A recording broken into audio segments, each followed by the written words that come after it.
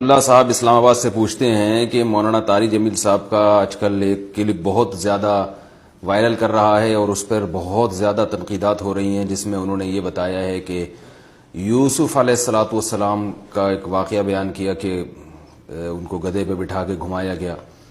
اس طرح کا واقعہ تو اس پہ بہت زیادہ ان پہ طنز بھی کیا جا رہا ہے، تانا بھی دیا جا رہا ہے ان کو، اور برا بھلا بھی کہا جا رہا ہے، اور بعض معتبر علماء کی طرف سے بھی یہ تانا ان کو دیا جا رہا ہے۔ تو دیکھیے، یہ جو میں تو اس سوال کا جواب نہیں دے رہا تھا کہ فتنہ کو جتنا اچھالا جائے، جتنا اس پہ بات کی جائے، اس سے فتنہ کم نہیں ہوتا، بڑھتا ہے، لیکن یہ بہت زیادہ یوٹیوب پہ اس کو یعنی کچھ زیادہ ہی اس پہ جو ہے نا نیگیٹو کمنٹس آئے، اور جتنا میرا خیال ہے ان کی غلطی نہیں تھی، اس سے کئی گنا زیادہ شاید ان کو سزا دی گئی ہے۔ تو اس لیے ارادہ ہوا کہ اس بارے میں جواب دے دیا جائے۔ تو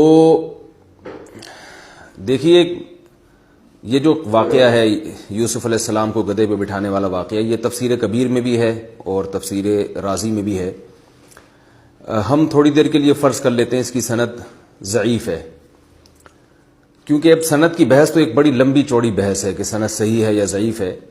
اکثر اس طرح کے واقعات کی سندیں ضعیف ہی ہوا کرتی ہیں، تو اس اصول کے مطابق میں جواب دے رہا ہوں۔ اگر سند صحیح ہے تو نور اللہ نور، فرض کریں کہ اس واقعے کی سند ضعیف ہے، تو پہلی بات تو یہ کہ ضعیف روایات کو بیان کرنا، اس میں ہر ایک کا اپنا ایک الگ ذوق ہوتا ہے۔ بعض علماء کی رائے یہ ہوتی ہے کہ جو فضائل میں ضعیف روایات، واقعات میں ضعیف روایات جن کا کسی شرعی مسئلے سے کوئی تعلق نہیں ہے، کوئی حلال و حرام سے تعلق نہیں ہے، تو ان روایات کو بیان کرنے میں کوئی حرج نہیں ہے۔ تو حضرت مولانا طارق جمیل صاحب بھی اسی طرح کرتے ہیں کہ وہ واقعات میں ضعیف روایات بھی بیان کرتے ہیں۔ وہ کہتے ہیں کہ میں کون سا کوئی فقہی مسئلہ بیان کر رہا ہوں، اور بعض علماء کا یہ طرز عمل رہا ہے ہمیشہ سے کہ وہ روایات میں بھی یعنی واقعات میں بھی صحیح یعنی سند کی صحت کا خیال کرتے ہیں۔ تو یہ دونوں آراء ہمیشہ سے چلی آ رہی ہیں۔ تو اس میں یہ کہنا کہ جھوٹے قصے سناتے ہیں اور من گھڑت قصے سناتے ہیں، یہ الزام لگانا غلط ہے۔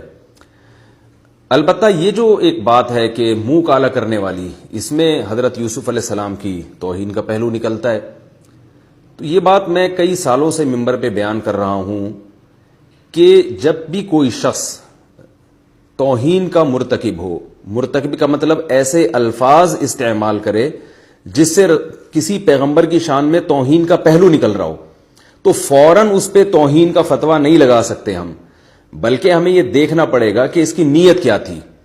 اگر قرائن سے، سیاق و سباق سے پتہ چل جاتا ہے کہ ان کی نیت ہرگز توہین کی نہیں ہے، تو پھر اس کو ایک زبان کی غلطی کہا جائے گا۔ زیادہ زیادہ یہ کہا جائے گا کہ بھئی یہ الفاظ تھوڑا اس میں احتیاط کرنی چاہیے، ایسے الفاظ پیغمبروں کے لیے استعمال کرنا مناسب نہیں ہے جن میں توہین کا شائبہ نکلتا ہو۔ تو ایسا اگر کوئی کلپ ریکارڈ کروا دے، کوئی بھی عالم دین یہ کہتے ہیں بھئی حضرت مولانا طارق جمیل صاحب نے جو الفاظ کہے ہیں کہ ان کا منہ کالا کر کے اس طرح سے کیا گیا، تو یہ الفاظ نامناسب ہیں، تو آئندہ انہیں اس سے احتیاط کرنی چاہیے۔ بس اتنی بات کافی تھی، میں سمجھتا ہوں اتنی بات اگر کوئی عالم ریکارڈ کروا دیتے تو ٹھیک تھا۔ لیکن میں سمجھتا ہوں کہ حضرت کے ساتھ بہت زیادہ زیادتی کی گئی ہے، مولانا طارق جمیل صاحب کے ساتھ۔ ایک شخص کا ماضی دیکھنا پڑتا ہے۔ یہ غلطی جیسے جنید جمشید سے ہوئی تھی، ڈاکٹر ذاکر نائک سے بھی ہوئی تھی کہ رسول اللہ صلی اللہ علیہ وسلم کے لیے انہوں نے مردہ کا لفظ استعمال کر لیا۔ اب اسلام بھی یہ کہتا ہے اور عقل بھی یہ کہتی ہے کہ ایک شخص کی نیت کو آپ کو دیکھنا پڑے گا۔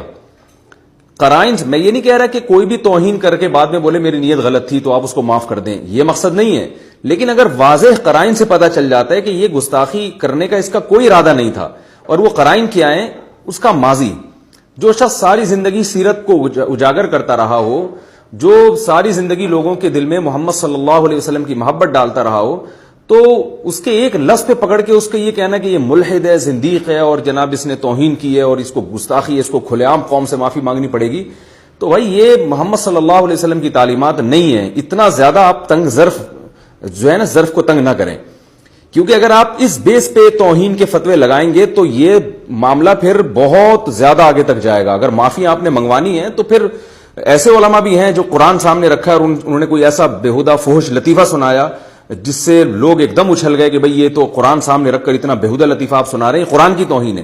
مجھ سے لوگ رابطہ کرتے تھے کہ بھئی یہ تو بہت بڑی قرآن کی توہین کی، اس پہ بیان دے۔ میں نے کہا بھئی جو لطیفہ سنانے والا ہے اس کی نیت قرآن کی توہین کی ہرگز نہیں تھی، ایک چیز کا ان کو خیال نہیں رہا, بے تکلفی میں ایک لطیفہ سنا دیا جو کہ بالکل غلط کیا, نہیں سنانا چاہیے تھا, اور اس سے بڑی غلطی یہ کہ کسی نے ریکارڈ کر کے وہ یوٹیوب پہ ڈال دیا.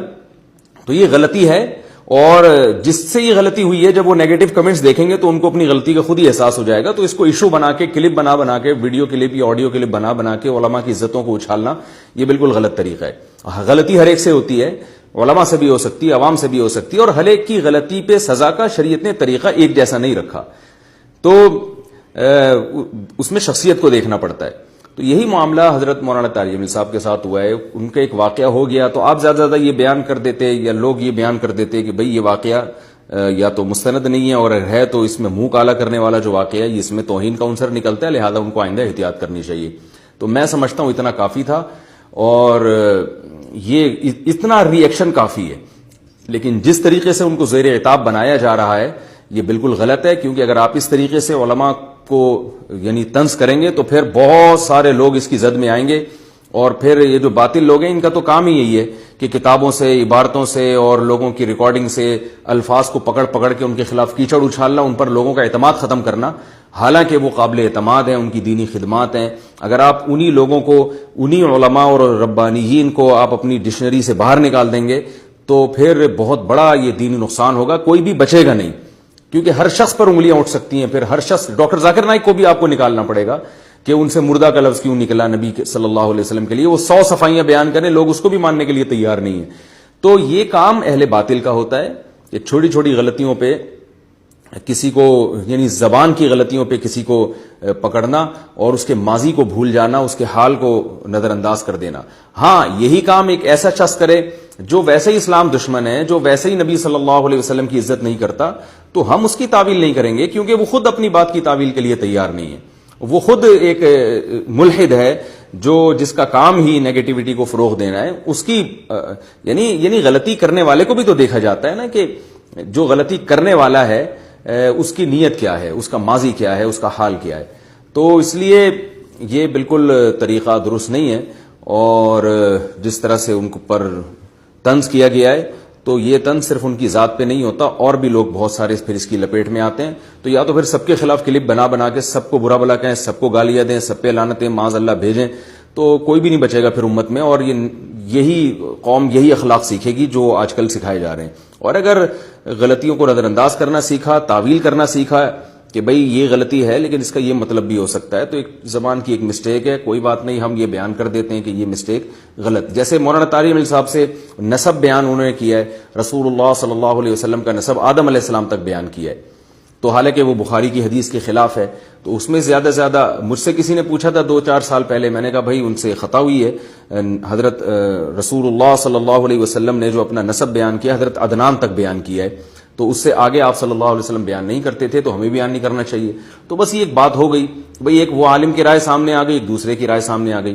اب اگر میں یہ کہوں کہ انہوں نے جو آدم علیہ السلام تک نبی صلی اللہ علیہ وسلم کا نسب بیان کیا, خدا کی قسم یہ جھوٹ باندھا, یہ بہتان کیا, اور میں چیلنج کرتا ہوں اگر میں ثابت نہیں کر سکا کہ وہ غلط ہیں تو میرے گلے میں جوتوں کا ہاتھ ڈال دو, اور مجھے جو ہے نا وہ گدھے پہ بٹھا کے منہ کالا کر کے پھراؤ اور سامنے لے کر آؤ, میں دیکھتا ہوں کہ کوئی اس کا جواب دیتا ہے. تو یہ آپ کے گدھے ہونے کی دلیل ہوگی. یہ اس کی دلیل ہے کہ آپ کو بات کرنے کی تمیز نہیں ہے, آپ علماء اور جاہلوں میں فرق نہیں کرتے. تو بہت افسوس کی بات ہے جس طرح سے ان کو نشانہ بنایا گیا. مولانا طارق جمیل صاحب کوئی فرشتے نہیں ہیں, کوئی دودھ کے دھلے ہوئے نہیں ہیں کہ ان سے غلطی نہیں ہو سکتی. تو میں ان کا جو دفاع کر رہا ہوں ان کی ذات مقصد نہیں ہے. اس سوچ, یہ جو سوچ ہمارے معاشرے میں پھیل رہی ہے نا, اس سوچ کی خلاف میرا مقصد ہے بات کرنا. اللہ تعالی ہم سب کو سمجھنے کی اور عمل کرنے کی توفیق عطا فرمائے. Thanks for watching. Don't forget to like, comment, share and subscribe to Mufti Tariq Masood Speeches channel.